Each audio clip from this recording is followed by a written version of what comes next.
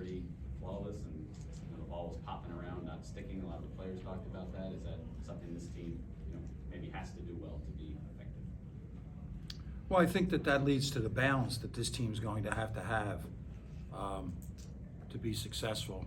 And you look at it, it really could have been 6 guys in double figures. You have 4, and the 9 turnovers. That means that there were 8, or that really, we opened the game with a turnover and we ended the game with a turnover. So really, we played 40 minutes there with 7 turnovers. So that's acceptable, and give ourselves a chance by using this balance. Again, there is no confusion. Juwan knew that this was coming, so we were teaching offense in July, and then you have Howard Isley, and he's really exceptional. He calls the whole game, so he was calling this game, and it was his scout.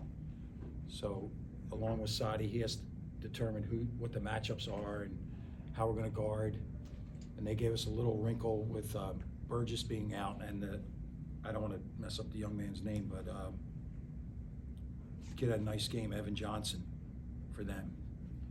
He kind of changed how we were guarding the ball screen. So our strength is our balance. It's going to have to be our balance. It's going to be our versatility.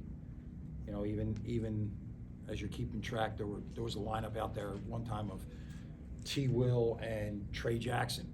So somebody said, well, who's the 2? I don't know. They were both wings in that particular instance. And I looked Dougie off 2 or 3 times. He kept pulling out his shirt, and I was like, it was a pretty good crowd, and I didn't want to pay any attention to him because I had no answers with Namari being in foul trouble and George being in foul trouble. Steve? Phil, Doug talked about how much he's enjoyed getting to know Olivier, and they worked at developing a connection and camaraderie, and Olivier said the same thing about Doug. Talk about how important that is to a team that's coming together at the beginning of a year with some new players. Well, again, I've said this quite frequently, but the NCAA, as much as everybody knocks them,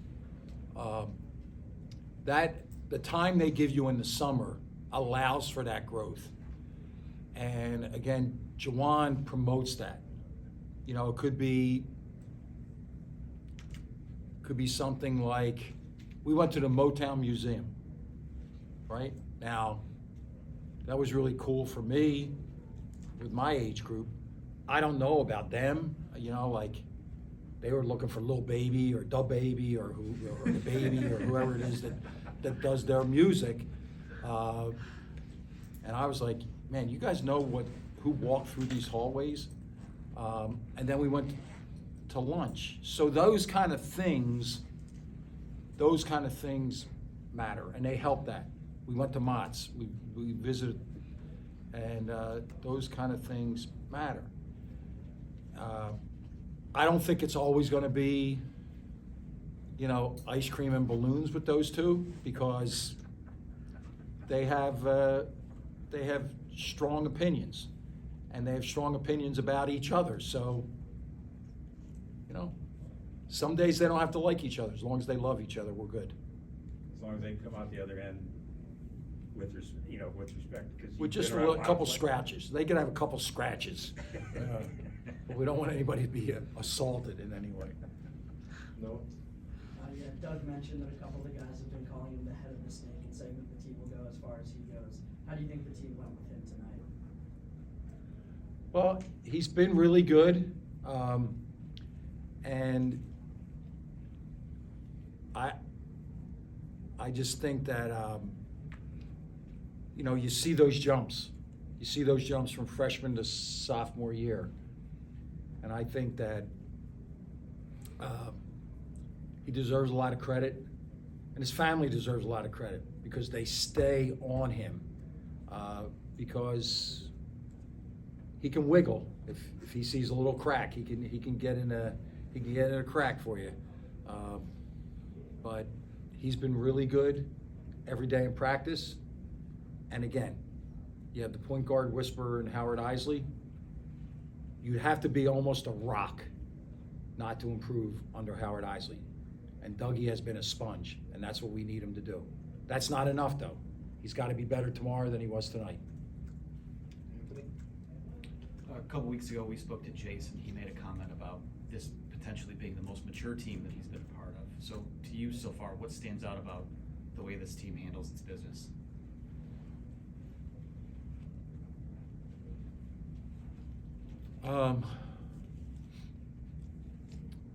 I think the biggest thing that stands out to me, now this is a personal thing, is we have not had a day, we've not had an hour in a day, we've not had a drill in a day where they're looking around and going, yeah, where's coach? And what would coach do? And, you know, why do you do it that way? This offense and this defense is Juwan Howard's offense and defense. The way we practice is the way that I like to practice. And they haven't blinked. So that's where I appreciate them. You know, like, you're young enough so I could say this. Like, you remember when you were a kid and you walked in and your eyes got this big and you went, substitute teacher, right? Well, I'm not the substitute teacher. Like, I don't mean that egotistically. Like, I know what I'm doing here.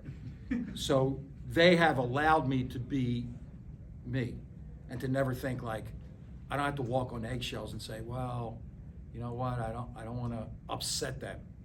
No, we coached them every day in practice, and that to me is the most mature thing. The most mature that we need them to be is yet to come, right? Just call it the way it is. We just haven't trailed. Like, just suppose, I'm not reporting this, but just suppose we had a secret scrimmage in Milwaukee, okay? And just suppose that the score that was reported was the score of that 48 minutes. And just suppose in 48 minutes we trailed twice. So we haven't gotten blood in our mouth yet, right? You get blood in your mouth when you're trailing, when it's not going your way. And that's when I would like to see their maturity come forth. Liza?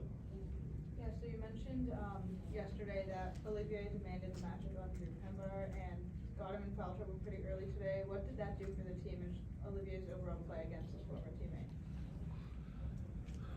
Well, first of all, Olivier shared with Pember, he told us what Pember could do, what improvements he has seen since they were together freshman and sophomore year at Tennessee.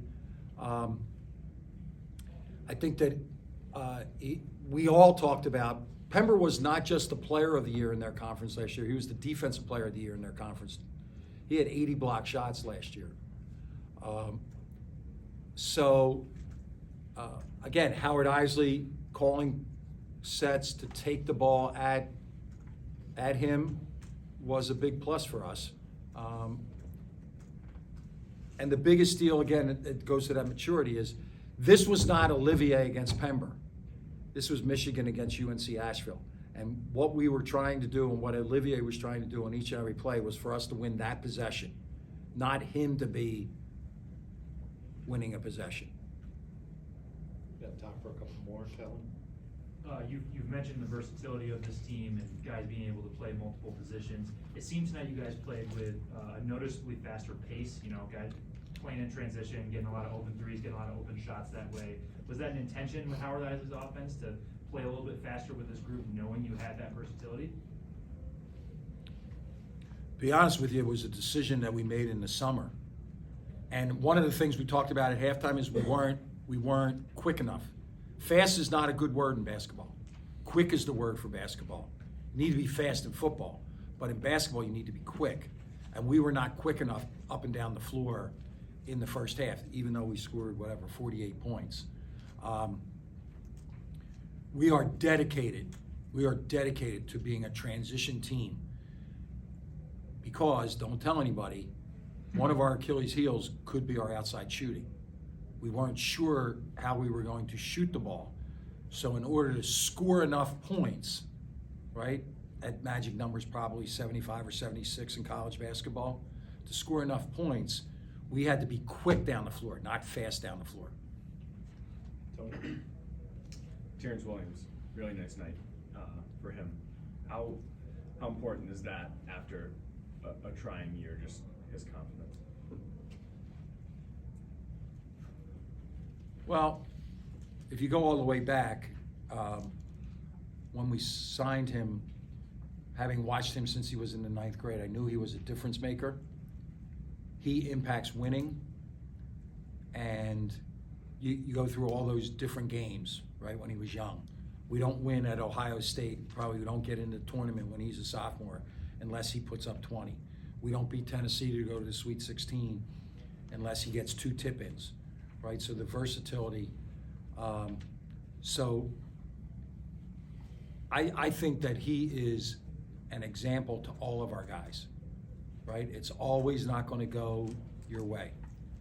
And for whatever reason, it didn't go his way. He could have done what some seniors do and say, you know what, I've had a pretty good run. Can't wait to get my degree. I'm going to have this fabulous degree. Or you can put your back to the wall and say, you know what, I'm going out. I'm going out as hard as I can. And that's really what we've seen. Since July 1, he has shot the ball exceptionally well.